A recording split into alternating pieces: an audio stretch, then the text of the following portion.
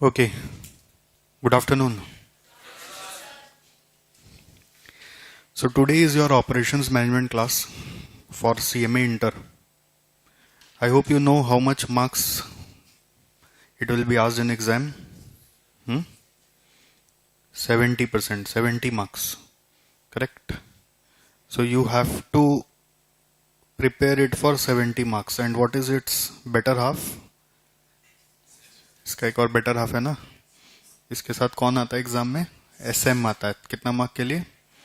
30 mark के लिए आता है. आपको क्या लगता है, जैसे ये सब्जेक्ट हार्ड है कि इजी है? सुना है क्या बाजार में?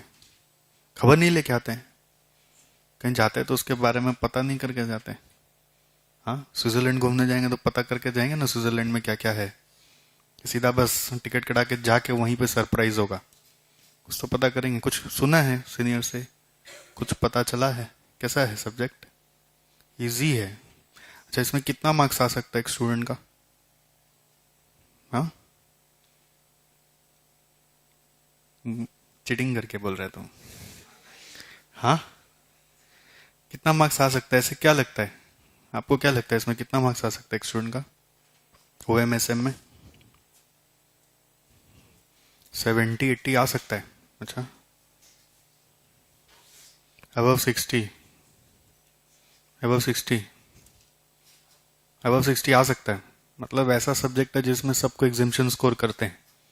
हाँ, SJC वाले तो करते ही हैं. ये पक्की बात है. मतलब आपको लास्ट 2 टर्म का मैं रिपोर्ट दिखा देता हूँ. बेसिकली इसी टर्म का ही आपको जून 19 टर्म में जो स्टूडेंट का रिजल्ट आया था. So one student scored how many marks? Can you C?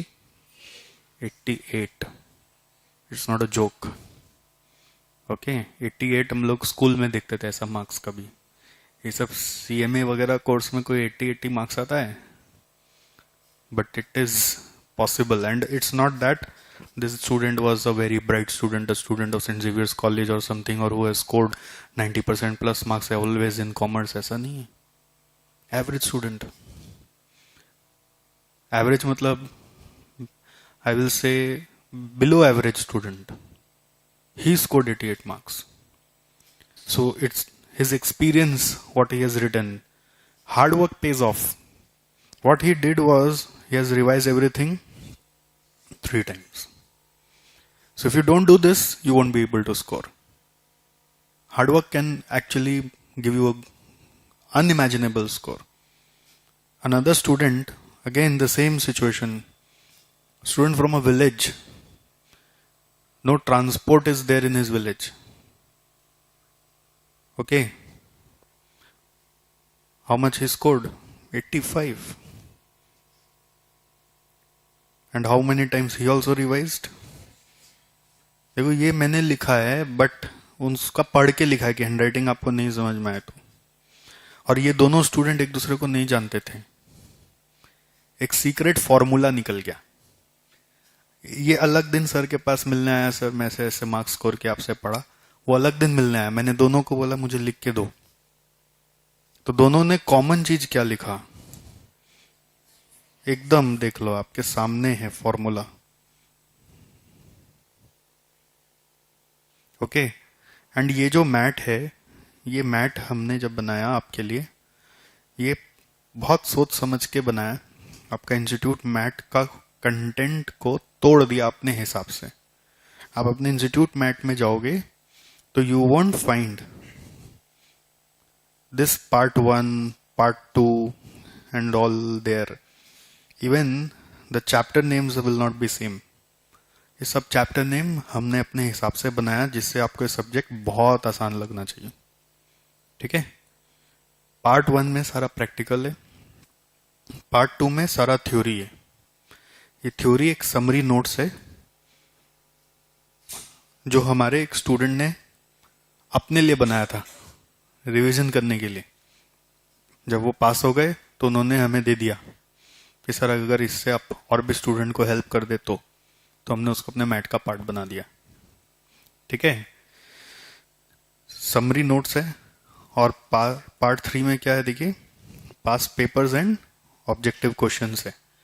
Pass paper June 17 onwards डाल दिया गया इसमें। ठीक है, मतलब इस मैट में जितना है सब कुछ 3 बार पढ़ना होगा। एक बार मेरे साथ होगा, उसके बाद 3 बार और। तो you can also see this kind of marks, it is possible. मतलब वर्स्ट सिनेरियो में आपका 60 तो आना ही आना है। मतलब ऑफ कोर्स उसमें अज्यूम करें कि एसएम भी आप उतना ही अच्छा से पढ़ेंगे जितना कि ओएम पढ़ेंगे, राइट। सो ये कंटेंट आपको जो दिखाया जा रहा है, आप ये कंटेंट को इंस्टीट्यूट मैट में चैप्टर 1 में पहला ये देखोगे, ऐसा जरूरी नहीं है। ये कंटेंट हमने ऐसा अपने हिसाब से मॉडिफाई कर दिया है।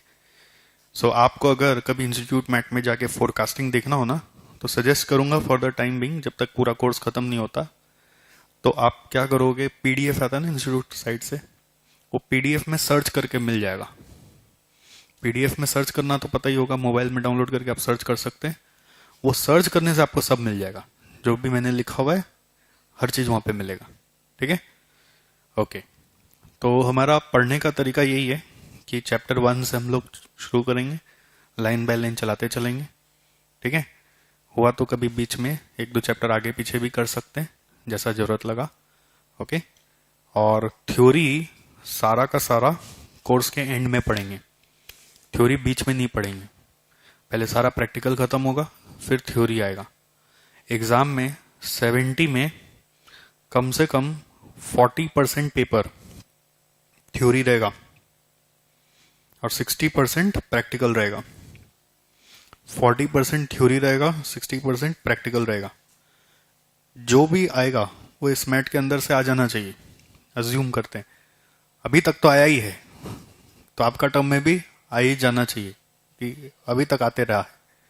ओके, और प्रैक्टिकल में सिलेबस में सबसे ज्यादा टाइम लगता है, थ्योरी में वेटेज ज्यादा है, टाइम कम लगता है। तो इसका मतलब एग्जाम के लिए पहले क्या पढ़ोगे, प्रैक्टिकल की थ्योरी? वो आपका मन में हमेशा यही रहता है कि प्रैक्टिकल पहले पढ़े। ठीक है, थ्योरी करने में समय कम लगता है और मार्क्स ज्यादा आता है, पहले थ्योरी पढ़ना चाहिए। जो बच्चे थ्योरी स्किप कर जाते हैं ना, उनका ये मार्क्स नहीं आ सकता। ये जो मार्क्स है ये तभी आ सकता है जब आपने थ्योरी पे भी उतना इंपॉर्टेंस दिया है। अच्छा, और एक चीज आपको पता है क्या, जैसे अगर हम मैट के एंड में चले आते हैं, लास्ट पेज में आ जाओ, तो मैट का लास्ट पेज खोलो तो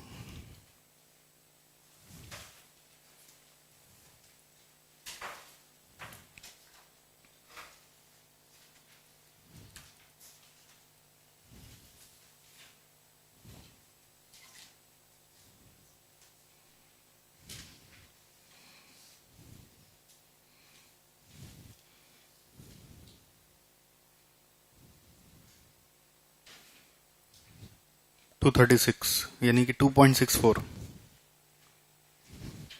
ये देखिए, ये दिसंबर 19 का क्वेश्चन पेपर है। हालांकि क्वेश्चन पेपर तो सब एंड में देखते होंगे, हम आपको पहले ही दिखा दे रहे हैं कि आपकी मंजिल ये है, क्वेश्चन पेपर ये है, इसी को फेस करना अल्टीमेटली एग्जाम हॉल में जाके। सेक्शन ए बोल के आएगा, ऑपरेशन मैनेजमेंट। थोड़ा पैटर्न देखिए पेपर का, क्या दिया हुआ है, चूज द करेक्ट आंसर। कितना मार्क का है? हाँ, 10 मार्क का। सब थ्योरी दिख रहा है कि प्रैक्टिकल दिख रहा है, थोड़ा समझिए तो। सब थ्योरी है, पूरा थ्योरी है। फिर ये कितना मार्क का आया? 6 मार्क का। क्या है, पूरा प्रैक्टिकल है कि थ्योरी है? थ्योरी है, तो 16 मार्क पूरा थ्योरी। ये 6 मार्क का ट्रू फॉल्स क्या दिख रहा है? ये भी थ्योरी है। 22 मार्क पूरा थ्योरी। ठीक, उसके बाद फिर ये 7 मार्क का और थ्योरी। ओके, मतलब पेपर पैटर्न थोड़ा सा समझा रहे हैं आपको कि दिसंबर 19 में क्या क्या हुआ था। ऑब्जेक्टिव पूरा थ्योरी से ही आया था। कितना मार्क का? 22 मार्क का। और हर समय आता है, कभी कभी कोई रेयर केस में 1-2 मार्क का उसमें प्रैक्टिकल जैसा कुछ घुस जाएगा। फिर डिस्क्रिप्टिव क्वेश्चन में क्या होता है, क्या लिखा हुआ है यहाँ पे, आंसर एनी 3। ठीक है, आउट ऑफ कितना क्वेश्चन? 1 2 3 4, नहीं 5 नहीं, 2 3 4 5 मिला के 4 क्वेश्चन है, 4 में से 3 करना है। मतलब paper is set for extra marks. Paper 16 into 4 64 का सेट हुआ है। यहाँ पे 16 इंटू 4 क्वेश्चन हो गए ना। अटेम्प्ट 3 करना है, बट क्वेश्चन सेट हुआ है 16 इंटू 4 64 का, तो 16 मार्क का एक्स्ट्रा पेपर सेट हुआ है। इसमें भी थ्योरी प्रैक्टिकल देखिए, ये थ्योरी है, ये प्रैक्टिकल है। फिर ये थ्योरी है, कितना मार्क का?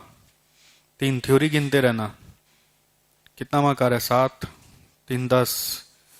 ये प्रैक्टिकल है, फिर प्रैक्टिकल है, फिर प्रैक्टिकल है, राइट? फिर प्रैक्टिकल है, फिर प्रैक्टिकल है। तो कितना मार्क का थ्योरी हो गया? और हाँ 22 के साथ और अगर हम जोड़ दें थ्योरी, कितना मार्क का आ गया? 10।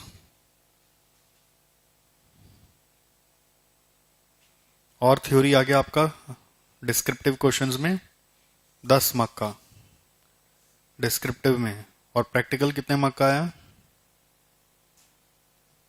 64 का पेपर सेट था ना?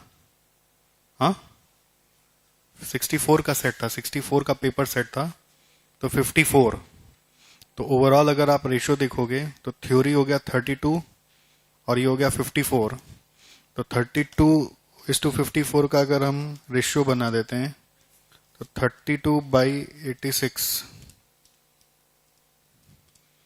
37%। ठीक है, this is coming out of 86 mark का पेपर जो सेट हुआ। करना आपको 70 का ही है, बट 86 में 32 मार्क्स थ्योरी क्वेश्चन है, मतलब 37.2%, जिसको मैं रफली कितना पकड़ा था? 40% थ्योरी है। आप ऐसा मान के चलिए, समझे क्या? इस बार का क्वेश्चन ऐसा आया जिसमें प्रैक्टिकल थोड़ा सा ज्यादा था, कभी कभी एक आध क्वेश्चन उसमें भी थ्योरी बैठ जाता है, तो 40% थ्योरी मान के चलिए। थ्योरी पढ़ने में समय कम लगेगा, मार्क्स बहुत है, और पढ़ना बहुत स्ट्रेटेजिकली है। कैसे? सिलेबस के एंड में पढ़ना है पहला, अभी नहीं दिमाग लगाना। सिलेबस के एंड में पढ़ोगे तो बहुत फास्ट हो जाएगा, क्योंकि सब कुछ मालूम होता है।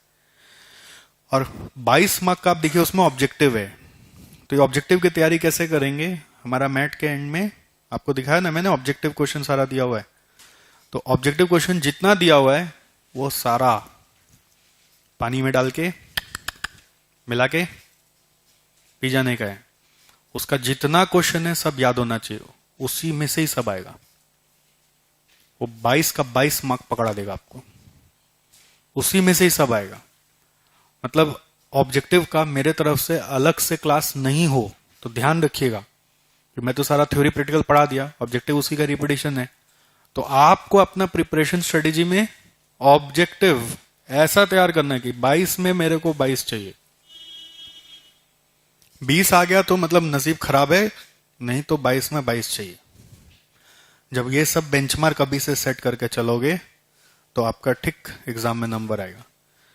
प्रैक्टिकल जितना भी आएगा 54 मान लेते हैं, पूरा का पूरा अपना मैथ से ही है। जैसे ये दिसंबर 19 का भी जो पेपर है, हर एक क्वेश्चन इसी मैथ से है। ठीक है, हर एक question, each and every question. ये वाला भी मतलब फिगर चेंज्ड है, कई कई का तो फिगर भी चेंज सेम रह जाता है। तो अगर कोई बच्चा को थ्योरी नहीं आता था, जैसे वो 3A नहीं किया मान लो, ठीक है, तो 4 में क्या होता उसका? दोनों प्रैक्टिकल हो जाता, 5 में दोनों प्रैक्टिकल हो जाता, और 2 में उसको 7 मार्क का करना ही पड़ता। और अगर यहां पे आता तो थ्योरी 8 मार्क का करना पड़ता। मतलब 22 + 7 या 22 + 8, मतलब मजबूरी में 22 और 7 29, यानी 30 मार्क तक का थ्योरी उसको करना ही पड़ रहा है, मजबूरी है। 22 तो ऑब्जेक्टिव में चला गया और 7 से 8 मार्क का लिखना पड़ रहा है। ठीक है, तो 8 मार्क का उतना टेंशन नहीं लेगा। ये जो 8 मार्क का करना पड़ रहा है, ये ज्यादा से ज्यादा आपके साथ एग्जाम, अगर पेपर ट्रिकी सेट किया यानी थ्योरी बेस सेट कर दिया, तो ज्यादा से ज्यादा ये हो जाएगा कि ये हर क्वेश्चन में 8-8 मार्क का डाल देगा। जैसे 4 में भी डाल सकता था, ये लोग 5 में भी डाल सकता था, जो नहीं डाला। ठीक है, मतलब जिस पेपर में आपको दिख गया कि ये प्रैक्टिकल ज्यादा आ गया, प्रैक्टिकल उसमें स्कोर करने का पॉसिबिलिटी ज्यादा हो गया। और यहां पे जैसी थ्योरी डाल देगा ना, उसमें थोड़ा एवरेज मार्किंग हो सकता आपका। ठीक है, तो इसलिए ये वाला जो थ्योरीज है ना, इस पे बहुत ज्यादा समय हम लोग को भी नहीं लगता क्लास में करने में, हम लोग को भी नहीं लगता, और आपको भी कितना 15 मार्क तक का उसमें एफर्ट देना है। बट ये 22 मार्क का जो थ्योरी है, इसके लिए सारा ऑब्जेक्टिव आपको अच्छे से कर लेना है। This is the strategy of the paper. बाकी प्रैक्टिकल मेरे ऊपर छोड़ दीजिए, पूरा आपके ऊपर। मैं थ्योरी समझा दूंगा, बट आपको स्ट्रेटेजी बता दिया पहला दिन ही कि क्या करना है। सारा ऑब्जेक्टिव क्वेश्चन यहाँ का जितना है, जितना मेरे मैट में दिया हुआ है, सब का सब करके जाना है। प्रैक्टिकल में स्कोर करने के लिए मैं एक बार कराऊंगा सारा कुछ, ठीक। कोई कोई चीज बहुत इजी होगा, कोई कोई चीज हार्ड भी होगा। थोड़ा हार्ड मतलब थोड़ा सा घर जाके समय देना होगा। तो मैं जो कराऊंगा वो करना ही है क्लास में। होमवर्क दूंगा, होमवर्क जरूर करिएगा। होमवर्क हर समय करना, मतलब किसी भी कारण से होमवर्क नहीं हुआ ऐसा नहीं होना चाहिए। Homework is mandatory. उसके बाद फिर मैं आपको मार्क करके दे दूंगा चैप्टर खत्म होने पे कि पास पेपर में उस चैप्टर का कौन कौन सा क्वेश्चन आया हुआ है। पास पेपर सेक्शन है ना अपने मैट में लास्ट में, तो उसमें पास पेपर में उस चैप्टर का कौन कौन सा क्वेश्चन है वो सब अलग से होमवर्क दे दूंगा। वो चैप्टर खत्म होने पे मिलेगा, उसको भी मेरे साथ साथ कर लेना, ठीक है। मेरे साथ पढ़ते पढ़ते क्या करना है, मेरा सारा सम करना है, मेरा होमवर्क करना है, और सर जो मार्क करके देंगे ना पास पेपर का क्वेश्चंस, उसको भी सॉल्व करना है। तब पढ़ाई का काउंटिंग आपका मानेंगे हम। अगर आप इतना कर लेते तो एक बार हो गया, आप ऐसा मान लेना। टोटल में 3 बार पढ़ना है, तो एक बार मैं इसको मानूंगा कब, जब मेरे साथ साथ होमवर्क भी किया और मेरे साथ साथ पास पेपर भी किया। अगर मेरे साथ होमवर्क और पास पेपर नहीं किया, तो मेरे साथ खाली क्लास किया, तो मैं समझूंगा आपने मेरे साथ नहीं पढ़ा।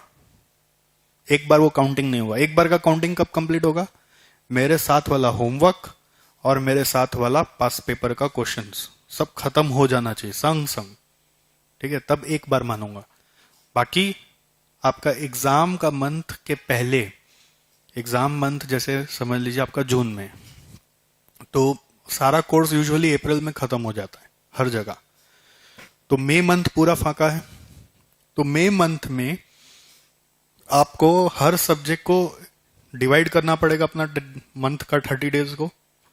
उस 30 डेज में जब इस सब्जेक्ट का टर्न आएगा, तो एक बार सारा सम में जो जो हार्ड सम लगा होगा आपको, और जो जो ऑब्वियस क्वेश्चन भी लगा होगा कि बहुत इजी भी है, ऑब्वियस मतलब बहुत इजी क्वेश्चन भी है, उसको कुछ को तो रफ में करना, कैलकुलेटर में रफ में, और कुछ को जो बहुत टेक्निकल होगा, जो कैलकुलेटर में हो ही नहीं सकता है, उसको आप फेयर करके करोगे। उस समय स्पीड आपकी बहुत ज्यादा होनी चाहिए। करना सारा ही है, सारा का सारा। जैसे ये क्लास मेरा 30 से 40 क्लास में खत्म होगा सब्जेक्ट, वो 30 से 40 क्लास का पढ़ाई को आपको शायद 3 दिन में करना पड़े या 4 दिन में करना पड़े। ट्राई टू अंडरस्टैंड कितना बड़ा चैलेंज है उधर, क्योंकि हर सब्जेक्ट को टाइम देना ना वहां पे, तो कितना स्पीड में करना होगा, फोकस करके, स्पीड बढ़ा के, थोड़ा सा फास्ट लिखकर, प्रैक्टिस कॉपी बनाकर 1 2 3 4 करके आपको वहां पे वो सारा सॉल्व करना है, ठीक है। उसके बाद डे बिफोर एग्जाम पे आ जाओगे, तो जो डे बिफोर एग्जाम है उसमें जितना भी मैंने क्लास में नोट्स लिखा है, वो सारा नोट्स मेरा मैट में भी लिखा हुआ है हर चैप्टर का बिगनिंग में। जैसे अगर आप कोई भी चैप्टर में आ जाते हैं, फॉर एग्जाम्पल फर्स्ट चैप्टर में आ गया, देखो हर चैप्टर का स्टार्टिंग में ना कुछ नोट्स लिखा हुआ है। ये नोट्स हम लोग क्लास में भी लिखते हैं, बट सर का भी लिखा हुआ है, ठीक है। तो ये नोट्स सेक्शन आपको डे बिफोर एग्जाम 2 बार पढ़ना है, एक बार नहीं 2 बार, ये नोट्स सेक्शन सारा। और फिर जो जो कोई कोई सम ऐसा होगा जो आपको लगता होगा कि ये मेरे को थोड़ा सा वापस देखना पड़ेगा, उस समय ठीक से नहीं हुआ था, कब, जब 1 महीना पहले पढ़ रहे थे, तो वो सम को वापस देखोगे। सजेस्टेड ये रहता है कि आप हर क्वेश्चन को देख के उसको सॉल्व नहीं करके उसका प्रोसेस याद करो कि ऐसे ऐसे होता था, प्रोसेस कि ये स्टेप है, ये स्टेप है, ये स्टेप है, स्टेप है, हो गया। फिर नेक्स्ट टर्म ये स्टेप है, ये स्टेप है, स्टेप है, हो गया। प्रोसेस याद करोगे तो डे बिफोर एग्जाम एक बार और पढ़ाई हो गया, से 3 बार पढ़ाई खत्म हुआ। मेरे साथ एक बार कब खत्म होगा? जब आप मेरे साथ साथ होमवर्क और पास पेपर खत्म करेंगे। सेकेंड टाइम मंथ बिफोर, जब आप सारा चीज को रिवाइज करेंगे। रिवाइज के समय सारा क्वेश्चन को क्या तो बहुत अच्छे से लिखकर या तो फिर रफ में लिखकर या कैलकुलेटर में करके सॉल्व करेंगे। और थर्ड टाइम कब होगा? एग्जाम के पहले वाले दिन सारा नोट्स को अच्छे से रिवाइज करके हर क्वेश्चन को रीड करके उसका अप्रोच आपको क्लिक करना चाहिए। कुछ बहुत हार्ड सम है जो हर समय फंसता है, उसको सॉल्व करके देखेंगे। उतना करने से 2 बार पढ़ने का समय मिलता है। एक दिन में OM/SM के साथ भी 2 बार पढ़ पाओगे, ऐसा नहीं कि नहीं पढ़ पाओगे। उतना समय नहीं लगता कि नहीं होता है। जब ये फॉलो करोगे आपका भी ऐसा मार्क्स आएगा ही आएगा। ओके, नाउ ऑपरेशन मैनेजमेंट, ये सब्जेक्ट क्या लगता है आपको? इसमें 2 वर्ड तोड़ो, क्या है ये? ऑपरेशंस और मैनेजमेंट। प्यार से तो OM बुलाते हैं, बट ऑपरेशंस मैनेजमेंट। ऑपरेशन माने क्या हुआ? ऑपरेशन माने day to day work. Very good. Operations मतलब day to day work. Management माने डे टू डे वर्क को मैनेज करना। मैनेज करना मतलब संभालना। संभालना मतलब इंश्योर करना कि जो हम चाहते हैं वैसा ही हो पाए। ठीक है।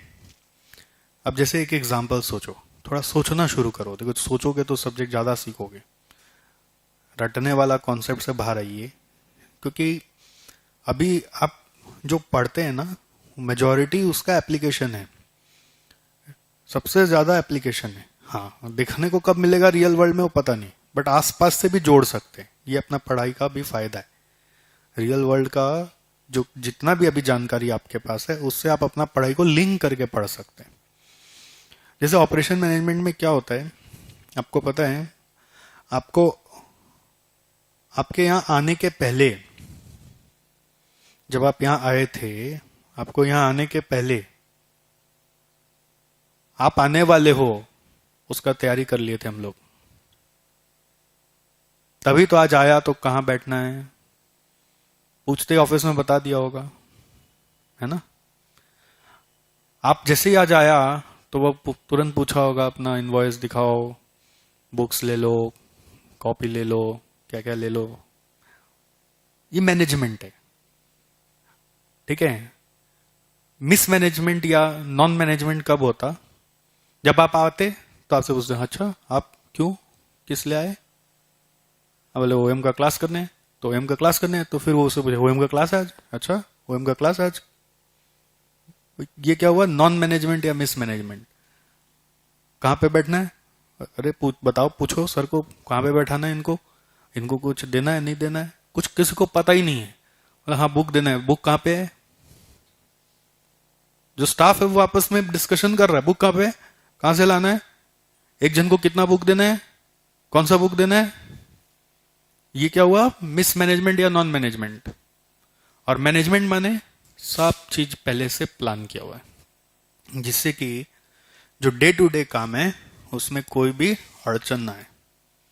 मैं क्लास में आता हूं उसके पहले मेरा सब सेटअप हो जाता है। ठीक। अब आते ही बस मुझे गुड मॉर्निंग गुड आफ्टरनून बोलकर शुरू करना है। ये क्या है? ये मैनेजमेंट है। करेक्ट। आप जब एडमिशन के लिए फोन किए या फिर यहां पे आए, तो आपके आने के बाद हम थोड़ी सोचे अच्छा OM भी पढ़ना है, अच्छा उसका फीस कितना करूंगा, सोच के बताते। हम पहले से तैयार करके रखे थे, OM पढ़ना है इस टर्म के लिए, शेड्यूल ये है, फीस ये है ना, इतना तारीख को चालू होगा, इतना तारीख को खत्म होगा। और कुछ जानकारी चाहिए तो बोलिए, फेस टू फेस में पढ़ सकते हैं, पेन ड्राइव मोड में पढ़ सकते हैं। आपके आने के पहले सब तैयारी की हुई रहती है। आप एडबुल तो अच्छा समझ में आ गया, अब एडमिशन लेना है। तो एडमिशन लेना है मतलब अच्छा अब एडमिशन लेना है तो वेबसाइट में फिर क्रिएट करो या फिर यहाँ पे फॉर्म वॉर्म छपाने लेके जाओ, वो सब नहीं है, सब रेडी है। Try to understand. अगर मैनेजमेंट नहीं करेंगे तो ऑपरेशंस चलेगा ही नहीं, डे टू डे एक्टिविटी चलेगा ही नहीं। भिड़ंत होगा, आपस में क्लैश होगा, आदमी पजल हो जाएगा। जो स्टाफ है वो समझ नहीं पाएगा मेरे को करना क्या है, वो हर समय शॉक्ड रहेगा। समझ गए क्या? मैनेजमेंट का उनको ट्रेनिंग दिया जाता है, तब ऑपरेशंस तरीका से चलता है। करेक्ट? कभी ऐसा सिनेरियो कुछ याद आता है? सोच के देखो कि कहीं गए थे और वहां भयानक मिसमैनेजमेंट चल रहा था। कुछ याद है? हुआ तो हो गए कभी ना कभी। मतलब जो होना चाहिए वो सब कहीं पर भी कुछ प्लेस पे नहीं है। कहीं याद आता है ऐसा? मुझे याद आता है, मैं एक बार यूजीसी का एक एग्जाम होता है, नेट, सुने हैं क्या? मास्टर्स के बाद दिया जाता है। तो एक बार ये एग्जाम देने गया था। एक स्कूल है, नाम नहीं बोलूंगा, उसमें एग्जाम सेंटर पड़ा था और वो थोड़ा कलकत्ता के आउटस्कर्ट्स में था, बहुत दूर, 30 किलोमीटर दूर जाना पड़ा। और नाम का स्कूल, मतलब पहुंचा हुआ स्कूल है। अब जब हम लोग गए तो उनको मैनेजमेंट नहीं आता था। हम लोग गए तो सोचो, होता है ना स्कूल एग्जाम देने जाते हैं तो स्कूल में तो घुसने देगा, अंदर में खड़ा तो रहने देगा, इतना दूर से गांव से आदमी लोग आए, स्कूल में घुसने नहीं दिया। दूर कहीं मेन गेट है, मेन गेट के बाहर खड़ा रहो। फिर बोलता है स्कूल में यहीं पे सिक्योरिटी गार्ड आ गया, बोलता है यहीं से एडमिट कार्ड चेक करके जाने देगा, जो बैग वैग लेके आया वहीं रास्ता में फेंक दो या रख दो, ले जाने नहीं देगा बैग, मनी वॉलेट भी नहीं ले जाने देगा, टिफिन भी नहीं ले जाने देगा, कुछ नहीं ले जाने देगा। बोला अरे भाई हम लोग तो क्लासरूम के बाहर रखते हैं, अरे पूरा दिन एग्जाम देंगे, कुछ खाएंगे पिएंगे तो, पैसा वैसा गुम हो गया तो घर कैसे जाएंगे यहाँ से, रास्ता में कौन निगरानी रखेगा? बोला वो सब हम लोग को नहीं मालूम। अंदर इमेजिन करिए गए जब, तो ये यहां पर कैसे तैसे फिर, मतलब जब सब पेरेंट्स भी थे, सब स्टूडेंट सब रिवोल्ट किए, तो बोले अच्छा ठीक है अंदर लेके जाओ। फिर अंदर में फिर एक सिक्योरिटी गार्ड का रूम था, उसमें सब चीज को रखवा दिया, तो यहां से बाहर नहीं जाएगा, यहां तक मेन गेट से यहां लेके। और वो भी डिसीजन कब लिया गया? जब हम लोग हल्ला चिल्ली किया तब। इसको बोलते हैं मिस मैनेजमेंट या नॉन मैनेजमेंट। फिर यहां से जब स्कूल का मेन बिल्डिंग में घुसा रहे तो बोला टिफिन तो ले जाने नहीं देगा, खाना है तो बाहर भी नहीं आने देगा। बोला तो खाएगा कैसे? बोला अंदर कैंटीन है, पैसा खर्चा करके खाना होगा। हम तो पैसा लाया ही नहीं खाने के लिए। बोला नहीं पता तो भूखा रहो। ठीक है भाई चलो देखते हैं क्या होता है, मजबूरी है, जाना होता है एग्जाम देने। ऊपर गए, कौन सा रूम में बैठना किसी को नहीं पता। दादा कौन सा रूम में बैठना है सर, कौन सा रूम में बैठना है? बोला मालूम नहीं है, अभी देखिए कहीं नोटिस लगेगा, हम लोग को भी नहीं मालूम है। अब रूम में बैठ गए, एक रूम में मल्टीपल सब्जेक्ट का स्टूडेंट लोग बैठ गया, किसको कौन सा पेपर देना है, मतलब किस रूम में कौन सा पेपर देना है वो मालूम नहीं है। एडमिट कार्ड में साइन कराने आता है, किस रूम में कौन सा फॉर्म जाएगा किसी को मालूम नहीं है। सब एक दूसरे को मिला के एग्जाम इन्विजिलेटर लोग भिड़ंती करे, तोरा छे, और आके चिल्ला चिल्ली करके बात करे। एग्जाम में बच्चा लोग कॉन्सेंट्रेट करके एग्जाम देगा कि वो लोग का चिल्ला चिल्ली सुनेगा। सोचिए मेरा पर्सनैलिटी ऐसा है कि मैं कभी जोर से किसी को नहीं बोलता। मुझे इतना गुस्सा आ गया कि हम जाके खड़ा होकर चिल्ला दिया, तो চেঁচামেচি করলে এখানে চলবে না, কেওস করে দিয়েছেন। तब जाके लो हाँ ठीक है। मतलब उस एग्जाम के बाद तो मैं उसमें तो ऑफकोर्स पास नहीं हुआ, उसके बाद मैंने एग्जाम दिया ही नहीं। बोला छोड़ो सरकारी एग्जाम क्या देना है। समझ गए? मतलब मिसमैनेजमेंट होगा ना तो ऑर्गेनाइजेशन शायद बंद हो जाए। मेरे को तो इतना मन में आया कि यूजीसी का चेयरमैन को चिट्ठी लिखे, कमिश्नर ऑफ, मेरे एक दोस्त है कमिश्नर ऑफ इनकम टैक्स और कमिश्नर ऑफ पुलिस में भी है, उनको जाके बोला बोलिए अभी चिट्ठी लिख के फॉरवर्ड करते, हमारा भी स्टाम्प मार दीजिए ऐसा आपको तकलीफ हुआ तो। मतलब वो लोग एक्नॉलेज कर देंगे तो थोड़ा तो कहीं ऊपर तक जाएगा। मतलब नहीं नहीं ऐसा कुछ मेरे को करना नहीं। बट उसके बाद सच बता रहे मन ही नहीं किया कि एग्जाम दे। क्यों? क्योंकि इतना मिसमैनेजमेंट देख लिया, सारा दिमाग में जो स्टोर करके गए थे सब भूल गए। तो मिसमैनेजमेंट होगा ना, ऑर्गेनाइजेशन चलेगा कि नहीं चलेगा डाउटफुल है। आप ही रोज आके अगर कंफ्यूज हो जाएंगे कि कब कौन सा क्लास में जाना, आपको यहाँ पे पता ही नहीं रहा, कोई जो चीज चाहिए किसी को नहीं पता है, कुछ से पूछो बोले नहीं मालूम, या कोई खोजने जाता है तो वो गलत चीज उठा के लाता है, तो आप ही फ्रस्ट्रेट होकर बोले क्या है यार बेकार इंस्टीट्यूट है, जाओ यहाँ से, छोड़ दो, इससे अच्छा पढ़ाई है कि नहीं। तो management has to be very very efficient. That's how an organisation run. Management का बहुत सारा डिमेंशन है, मैनेजमेंट बहुत जगह काम करता है ना।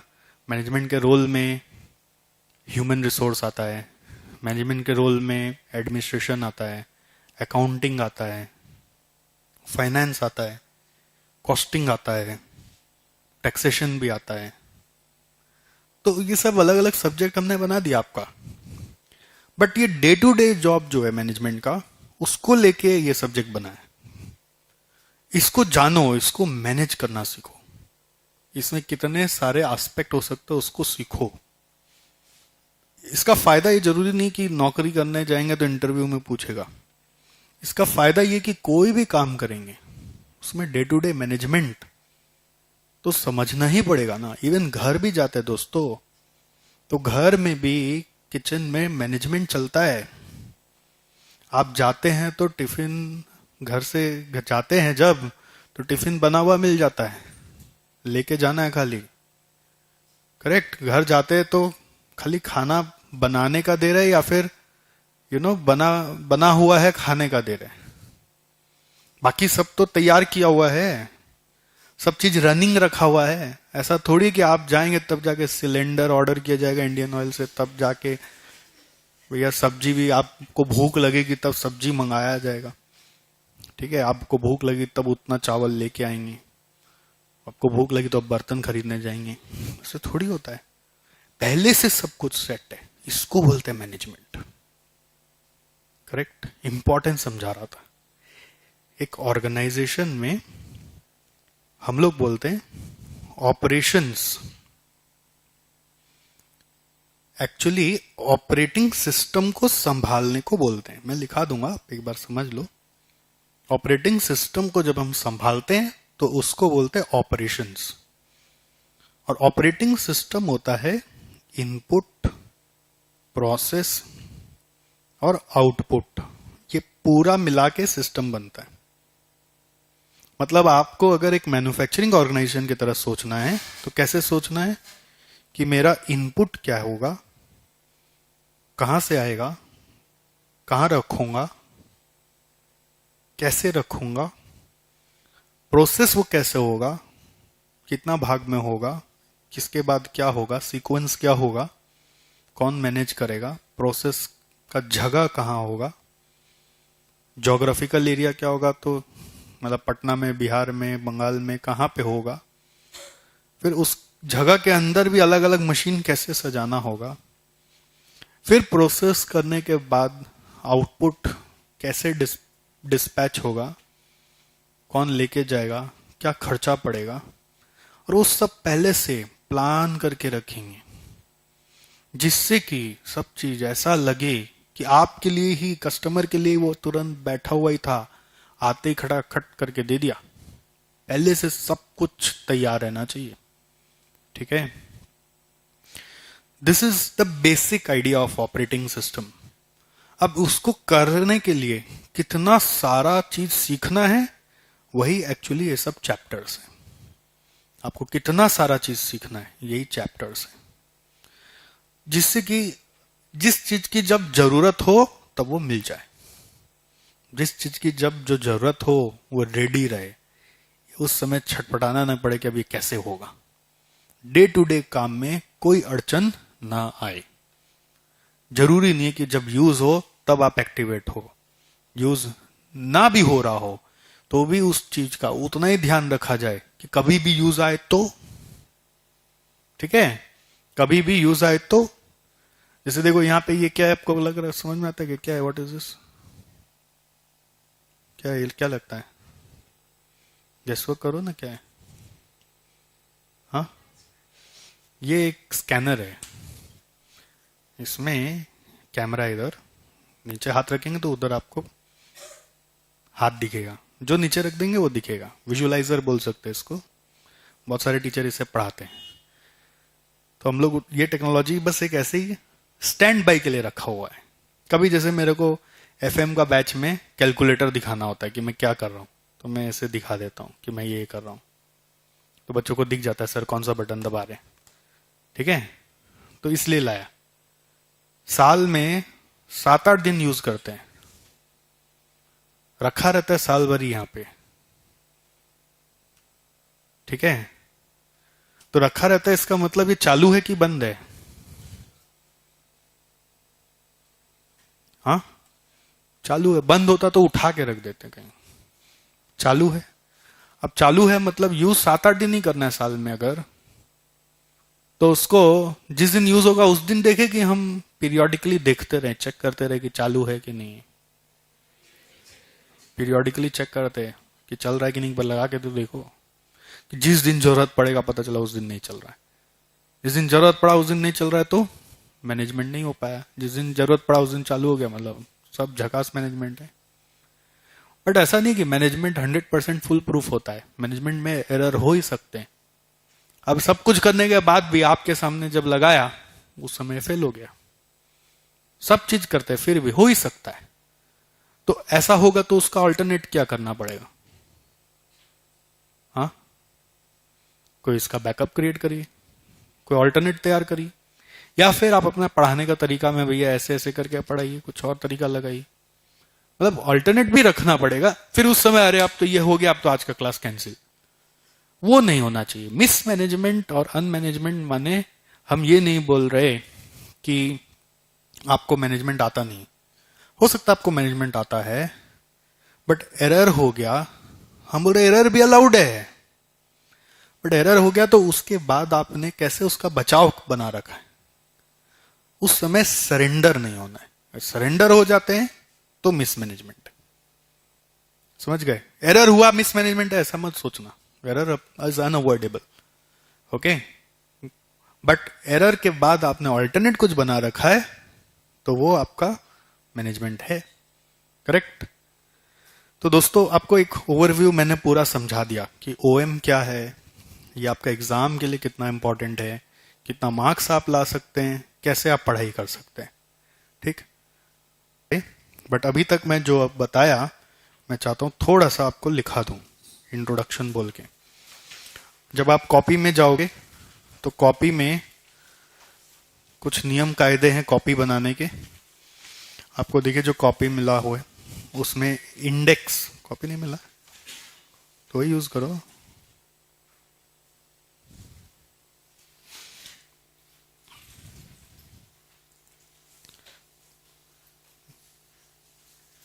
कॉपी खोलने में थोड़ा ऐसा लगता है ना, नया कॉपी।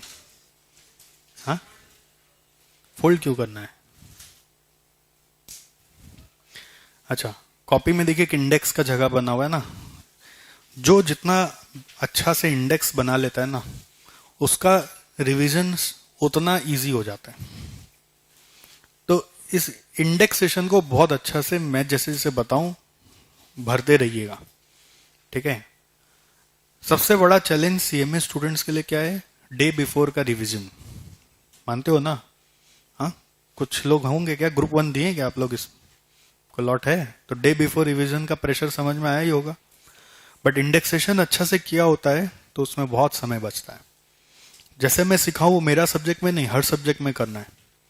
ओके, तो इंडेक्सेशन में पहले आप लिख लीजिए नंबर 1 इंडेक्स में पहला चीज अभी लिख लीजिए 3 टियर प्रिपरेशन मॉडल।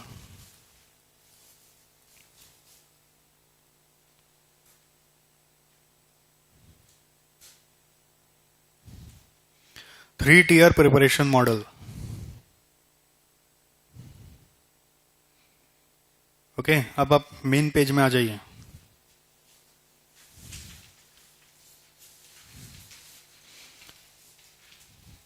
ये सब जो कॉपी के आगे में बहुत सारा नोट्स दिया हुआ, उसको समय जब मिले, टाइम पास जब करना हो तो पढ़िएगा।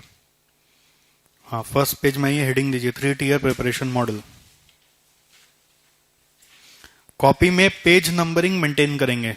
जब जब कोई ब्लैंक पेज में स्टार्ट किया तो पेज नंबर 1, पेज नंबर का जगह बनाया हुआ है ना वहां पे, वो फिलअप करते ही रहना। घर में छोटा भाई बहन मम्मी उनको थोड़ा काम दे दीजिएगा। आज के हमारे खाता टेक पेज नंबरটা লিখে দাও তো বসে বসে, ठीक है? 1 2 3 करके बोला पूरोटा लिखे देवे। 3 टियर प्रिपरेशन मॉडल। टियर 1 में क्या बताया सर ने? एक बार कब पढ़ाई होगा, सर के साथ क्लास किया,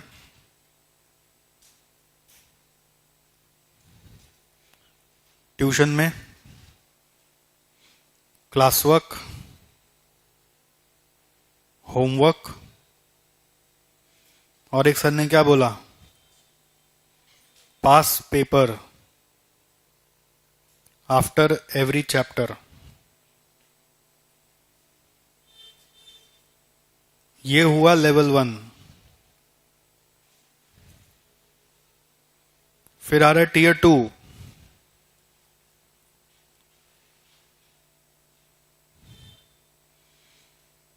टियर 2 में सर ने क्या बोला था, कब होगा ये? 1 मंथ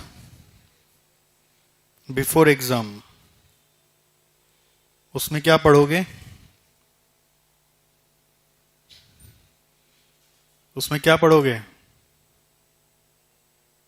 हाँ, 1 मंथ बिफोर एग्जाम में जो सर ने नोट्स लिखा है वो सारा नोट्स रीडिंग होगा। मैं तो बोलूंगा उसको मेमोराइज करोगे, मेमोराइज करोगे। वैसे जरूरत नहीं पड़ता मेमोराइज करने का, बट भूल गए होंगे तो याद रखना है, अंडरस्टैंड करके या रट के, जैसा भी हो। मेमोराइज करने का तरीका एक रट के और एक समझ के। समझाने का काम तो सब हो ही जाएगा, तो जैसा भी हो याद रहना चाहिए। नेक्स्ट, सारा question, solve each question. Okay, इसी दौरान 1 मंथ बिफोर एग्जाम में सारा ऑब्जेक्टिव सारा पढ़ना है। Objective question all. Objective question जब भी करोगे तो पूरा सिलेबस खत्म होने के बाद करोगे। क्वेश्चन पढ़ के अपने आप आंसर अटेम्प्ट करोगे। Attempt yourself and check with the answer. Attempt yourself and check with the answer.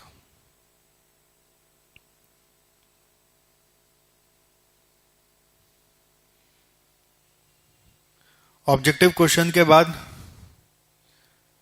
जो थ्योरी है, जो मैंने दिखाया, ज्यादा 15 मार्क का करना पड़ सकता है। ठीक है, जो आपका मैथ में कौन सा पार्ट में है? मैथ में देखो कौन सा पार्ट में हो, पार्ट 2 में है। उसको समझा दिया गया होगा। इसका आपको वीडियो एक्सेस अलग से दिया जाएगा उस समय वापस रिवाइज करने के लिए। तो वीडियो एक्सेस से भी उसको देख के वापस से समझ सकते हैं। ये थ्योरी भूल जाता है इंसान, जितना ही क्लास में समझा लो वो फिर भूल जाएगा। तो जब तक एग्जाम आपका खत्म नहीं होगा, थ्योरी का वीडियो एक्सेस आपको मिलेगा। एग्जाम तक आप उसको वापस सुन सकते हैं अगर कहीं पे भी अटक गए हो तो। ठीक है, फिर टियर 3 में क्या होगा? अगर इस टियर 2 में मैं तो सजेस्ट करता हूं, अगर टाइम बचा हो तो मॉक टेस्ट भी जरूर देना, एक 1 फुल मॉक टेस्ट। ये मॉक टेस्ट एसजेसी में भी होता है, मंथ बिफोर का एक शेड्यूल निकलता है, बट वो मॉक टेस्ट जनरली हम लोग थोड़ा सा पहले करा लेते हैं। मतलब आपका 1 मंथ बिफोर एग्जाम जो मैं लिखा हूं, इसके पहले करा लेते हैं थोड़ा मॉक टेस्ट। तो ऑब्वियसली आप इस मॉक टेस्ट में हो सकता है 100% जितना तैयारी करना चाहिए उतना नहीं कर पाए, बट फिर भी सजेस्ट करते कि मॉक टेस्ट देके देखो। इसमें अगर 50 आ गया तो एग्जाम में 70 आएगा, क्योंकि एग्जाम में तो और अच्छा प्रिपरेशन करके जाओगे। मॉक टेस्ट देने से पूरा तैयारी कितना अभी तक हुआ हुआ है वो सब समझ में आ जाता है। एसजेसी में भी होता है मॉक टेस्ट, उसका फायदा उठाएंगे। टियर 3 हो गया day before exam.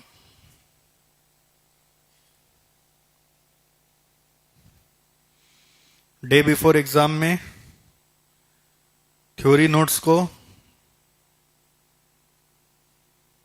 Each chapter का 2 बार पढ़ना है। फिर क्वेश्चन रीड करना है, read questions and think of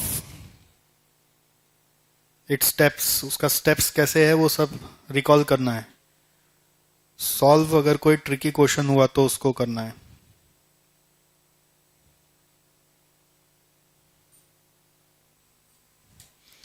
objective को सारा वापस करना है।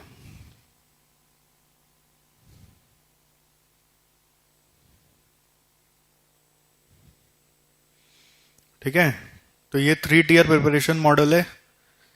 लास्ट में भी बोलेंगे, फर्स्ट में भी बोल दिया है, भूलना नहीं, यही डायरेक्शन है हमारा। अल्टीमेट मोटिव है एग्जाम में ऐसे बढ़ के आगे जाना। यहीं पे लिख दीजिए माई टारगेट, ये लिख के रखिए। बड़ा बड़ा आया नहीं आया बाद में देखेंगे वेरिएंस कितना आया। 80+ लगेगा हम लोग को, 40 50 60 का बात नहीं है हमारे लिए। अरे भैया तारे सोचोगे तो चांद पे तो गिरोगे, चांद सोचोगे तो धरती पे रह जाओगे, और धरती सोचोगे तो कुछ भी नहीं मिलेगा।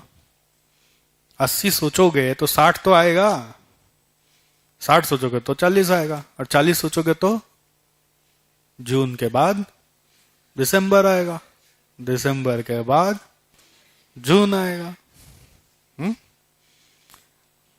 भैया देखिए, आपका जो उद्देश्य है वही मेरा उद्देश्य है। आप भी चाहते हैं अच्छे नंबर से पास हो, हम भी यही चाहते हैं, इसलिए आपको कहीं भटकाएंगे नहीं। आपको जो बताएंगे उससे आपका काम बनेगा। सेकंड में लिखिए इंडेक्स का सेकंड नंबर,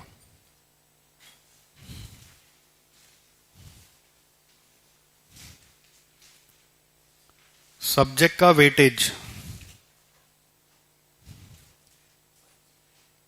सब्जेक्ट का वेटेज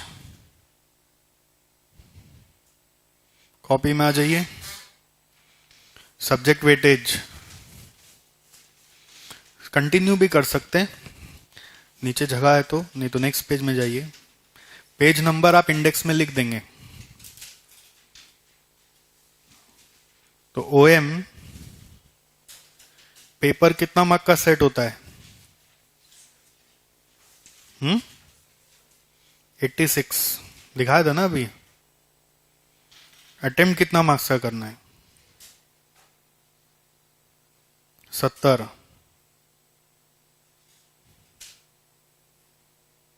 86 मार्क का ब्रेकअप क्या है? ऑब्जेक्टिव्स 22 मार्क्स, पूरा थ्योरी। डिस्क्रिप्टिव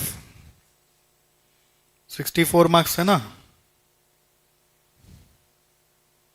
16 इंटू 4 था ना 4, जिसमें से अटेम्प्ट कितना करना है? Attempt any 3। इस एनी 3 में थ्योरी कितना दिखाया था?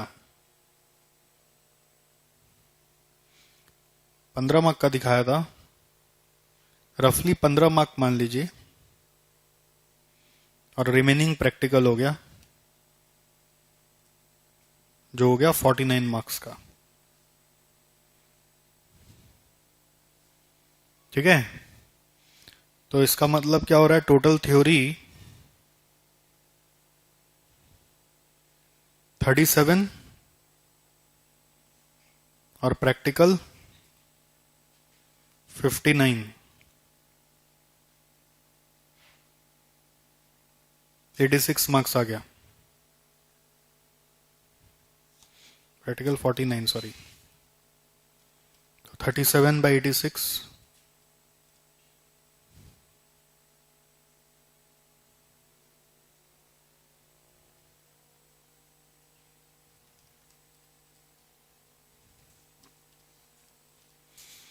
43% हो रहा है, जिसको आप अप्रोक्स मान सकते हैं 40%, और इसको 60% मान सकते हैं। 100% हो गया।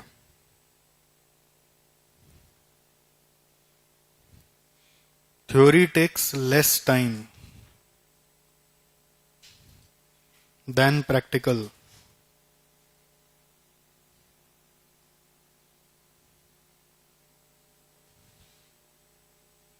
and is of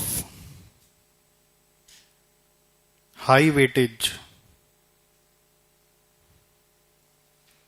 especially objectives.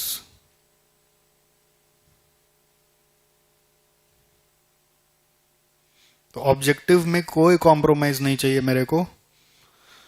बाकी वो 15 मार्क का आगे पीछे आप कर लेंगे, हमको कोई उतना प्रॉब्लम नहीं है। मन से भी लिख सकते हैं, वो एक बार मेरा क्लास किया होगा तो भी मन से लिखा जा सकता है।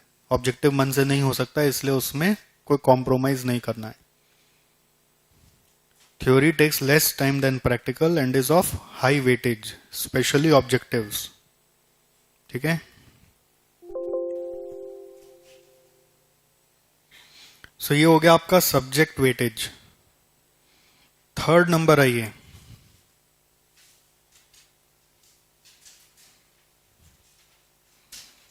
Subject overview. इंडेक्स भी बनाइए, सब्जेक्ट ओवरव्यू। पेज नंबरिंग कर लीजिएगा।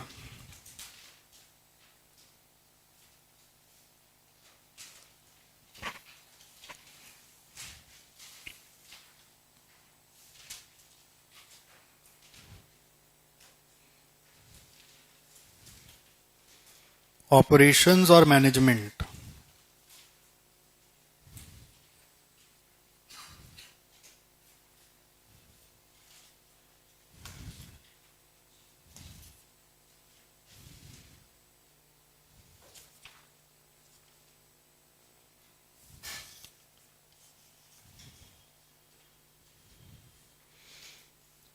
ऑपरेशंस माने हो गया day to day activities.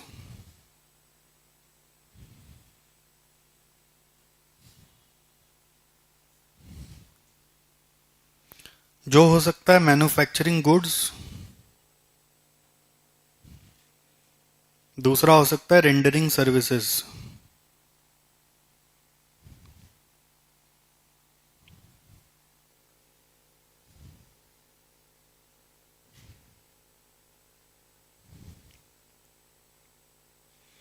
Management माने हो गया एफिशिएंट यूटिलाइजेशन ऑफ रिसोर्सेज।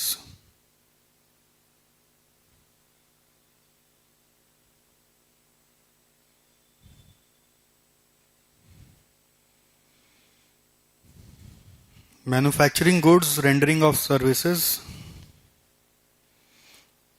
फिर इधर आ गया एफिशिएंट यूटिलाइजेशन ऑफ रिसोर्सेज, या फिर आप बोल सकते हैं स्मूथ फंक्शनिंग।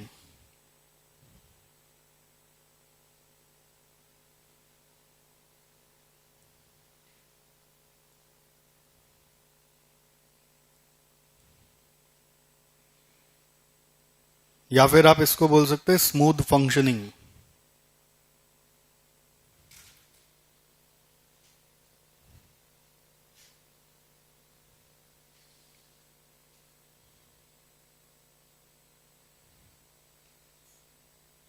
ठीक है,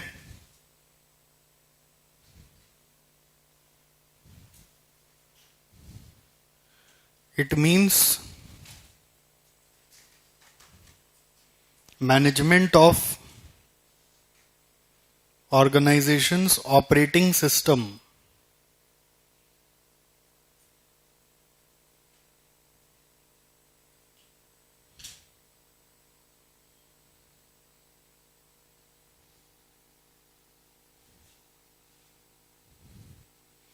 तो ऑपरेटिंग सिस्टम क्या होता है?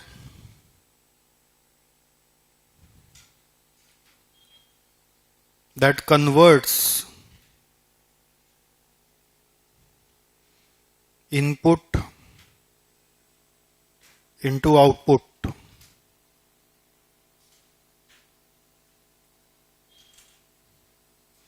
Input system output.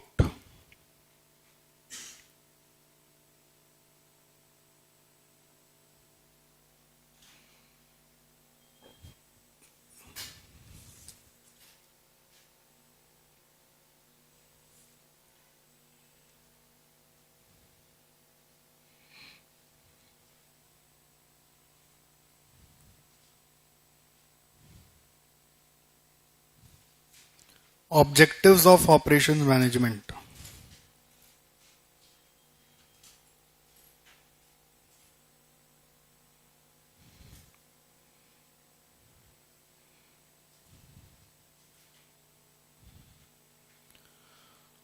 Objectives of operation management.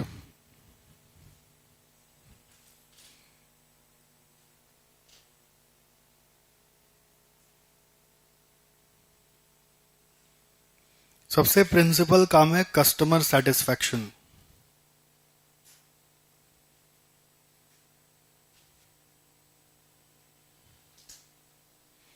Main objective operation management का कि आपका कस्टमर को सेटिस्फाई करना, उसको कहीं तकलीफ नहीं आना चाहिए, है कि नहीं। मैंने आपको 2-3 एग्जांपल दिया ना मिसमैनेजमेंट का, क्या हो सकता है। तो सबसे ज्यादा उसमें परेशान कौन होता है? कस्टमर ही होता है, ठीक है। And this is achieve through 4 functions. यहां पे 4 फंक्शंस है। कस्टमर सेटिस्फेक्शन लाने के लिए 4 काम करना होगा। मैन्युफैक्चर जैसा कस्टमर चाहता है वैसा, ट्रांसपोर्ट लेके आने में और पहुंचाने में, जैसे इनपुट लाने में और आउटपुट पहुंचाने में कोई भी बाधा ना आए, कोई डिले ना आए, सेफली जाए। सप्लाई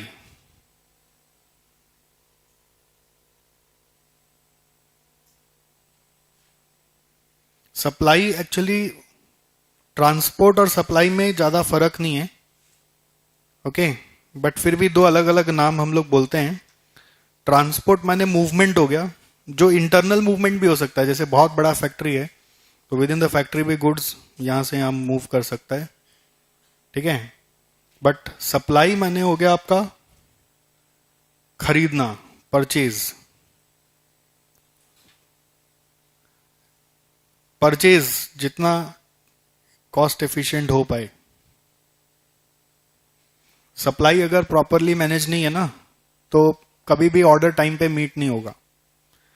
अच्छा, सप्लाई माने परचेज हो गया, तो ट्रांसपोर्ट माने क्या हुआ? इंटरनल भी हो गया बट एक्सटर्नल भी हो गया। इंटरनल मूवमेंट भी हो गया, एक्सटर्नल भी हो गया। मतलब अच्छे से लेके आना, अच्छे से लेके आना और अच्छे से पहुंचाना। सप्लाई के बाद सर्विस।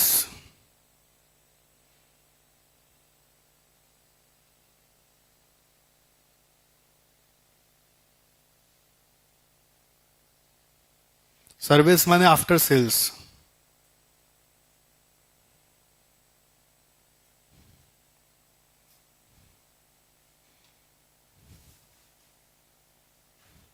ठीक है, सर्विस माने आफ्टर सेल्स, ओके। सो जब आप ये चारों चीज पे ध्यान देते हैं तो आपका कस्टमर सेटिस्फेक्शन आता है।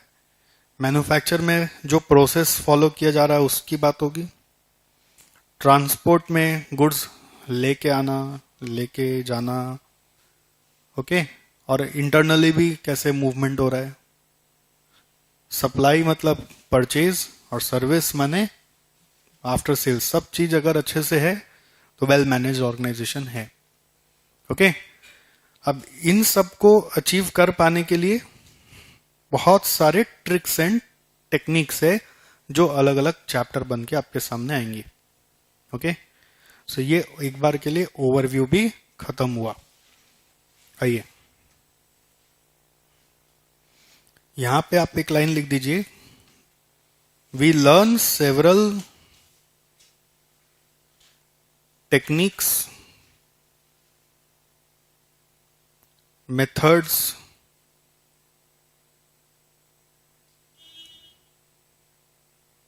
and tools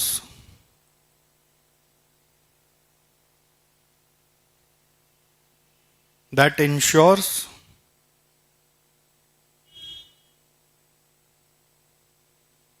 smoothness in above four functions.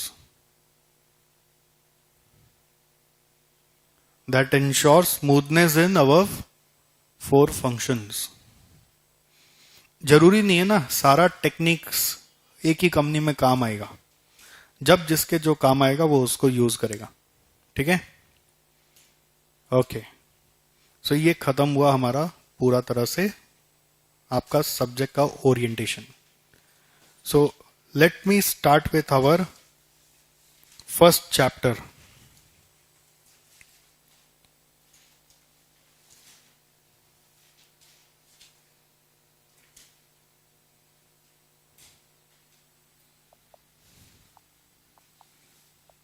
ये जो मैं लिखता हूं ना, कभी हो जाए आपका नोट्स वोट्स मिस हो जाए फॉर एग्जांपल, तो आपको परवाह नहीं करना उतना, ये सब आपको पीडीएफ मिल जाएगा। कैसे मिलेगा? अपना एसजेसी वेबसाइट में जाएंगे, आपका यूजर आईडी बना हुआ है ना, लॉगिन करेंगे तो माई डैशबोर्ड आ जाएगा एक। उस डैशबोर्ड मेनू में जाके आपको क्लिक करने से माई कोर्सेज मिलेगा। उस माई कोर्सेज में आपको ये वाला बैच मिलेगा जिसमें आप सब्सक्राइब किए, ठीक है। उसमें जाके आपको एक बटन दबाना पड़ेगा, क्लास स्लाइड्स, ठीक है। तो क्लास स्लाइड्स बटन दबाओगे तो आपको जो भी क्लास स्लाइड वहां पे अपलोड हुआ होगा, हम लोग करेंगे, वो आपको वहां डाउनलोड होके मिल जाएगा। और वहीं पे एक बटन आएगा गो टू कोर्स। ये गो टू कोर्स बटन में अभी कुछ नहीं है, कभी कोई होमवर्क का सोल्यूशन, कभी कोई वीडियो रिवीजन पर्पस के लिए, वो सब डाला हुआ रहेगा, ठीक है। जैसे थ्योरी का मैंने बोला ना एक्सेस मिलेगा आपको, वो यहाँ पे मिलेगा। इस चीज का ध्यान रखिएगा, वेबसाइट में लॉगिन कैसे करते क्या करते हैं। दूसरा, आप टेलीग्राम ग्रुप में हमारे सब्सक्राइब हो चुके हैं क्या? नहीं हुए तो आपके पास जब आप एडमिशन लिए होंगे उसके तुरंत बाद एक मेल आया होगा, उस मेल में टेलीग्राम ग्रुप का लिंक दिया हुआ है, OM बैच 20A नाम का। इसमें क्या होता है, ऑल इंडिया लेवल पे स्टूडेंट्स जब तक ये बैच हमारा एक्टिव रहता है तब तक उसमें ग्रुप में ज्वाइन करते हैं। अगर कभी क्लास में कोई ऐसा क्वेरी आया या होमवर्क में क्वेरी आया जो सर से आप नहीं पूछ पाए, तो वहां ग्रुप में पोस्ट करके ग्रुप के ही मेंबर्स उसको सॉल्व कर देते हैं। जैसे इसने पोस्ट किया, दूसरा ने देख लिया, उसको आंसर आता था तो वो उसको बता देगा। वैसे कभी इसको आंसर आता था, किसी और ने पोस्ट किया, ये इसको बता देगा। ज्ञान बांटने से बढ़ता है ना। बस आपको भी यही है कि जो चीज किसी को एक बार सिखा देते हैं ना, वो हमेशा के लिए याद हो जाता है। हम लोग को पूरा सब्जेक्ट क्यों याद है? क्योंकि हम लोग इतना बार इसको सिखा चुके हैं कि सब सब्जेक्ट याद है। तो आप भी अगर किसी को सिखा दोगे ग्रुप में तो इस बहाने आपको भी सब्जेक्ट याद हो जाएगा। सो अगर कुछ भी आता हो ग्रुप में, हम भी अगर कभी कोई अपडेट, इंपॉर्टेंट अपडेट भेजेंगे तो वो भी ग्रुप में डालेंगे, टेलीग्राम ग्रुप में। कोई मेरे से क्वेरी पूछना हो तो टेलीग्राम में नहीं सॉल्व होगा। मेरे से क्वेरी पूछना है तो उसका अलग प्रोसेस है। क्लास में आप आएंगे, जो लाइव क्लास वाले हैं वो लाइव में पूछ लेंगे, जो पेनड्राइव वाले होते हैं या जो वीडियो वाले स्टूडेंट्स होते हैं उन लोगों के लिए एक डेडिकेटेड टाइम है जो अगेन ग्रुप में शेयर कर दिया जाता है। एक और टेलीग्राम ग्रुप है जिसको आप सब्सक्राइब करके जरूर रखिएगा, उसका नाम है SJC इंस्टीट्यूट अपडेट्स, ठीक है। इसको भी सब्सक्राइब करके जरूर रखिएगा। इसमें जनरल अपडेट आता रहता है, इंस्टीट्यूट खुला है कि बंद है, बैकअप आज होगा कि नहीं होगा, ठीक है। और भी नया बैच कुछ सब्जेक्ट का कब चालू हो रहा है, कुछ प्रोग्राम हो रहा है नहीं हो रहा है, वो सब अपडेट इधर मिलेगा। तो इसको भी सब्सक्राइब करके जरूर रखिएगा। किया हुआ है आप लोग? हाँ जी, कौन लोग नहीं किया हुआ अभी तक? नहीं किया हुआ है, सब कर लीजिएगा, नहीं हो रहा हो तो ऑफिस में पूछ लीजिएगा, मेरे से पूछ लीजिएगा, ठीक है।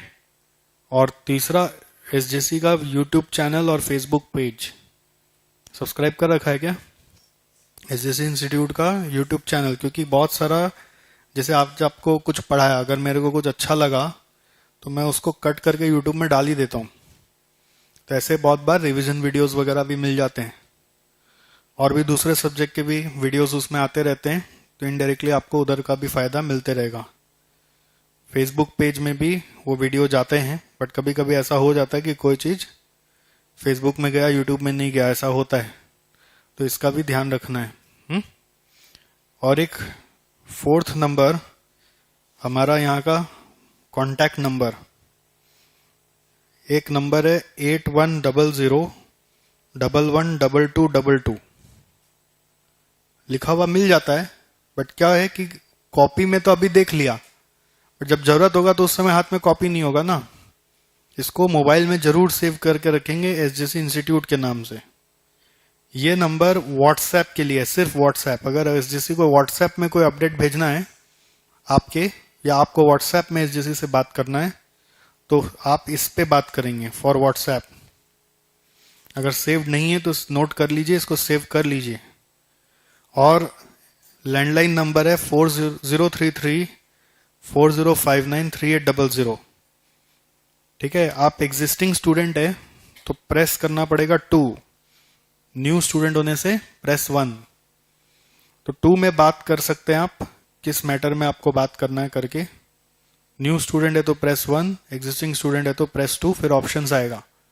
तो कभी कोई क्वेरी हो कि इंस्टीट्यूट बैच खुला है नहीं है, कुछ भी है जिसका अपडेट टेलीग्राम में नहीं दिखा, व्हाट्सएप में नहीं दिखा, एसएमएस नहीं आया, तो इधर या इधर पूछ सकते हैं, ठीक है।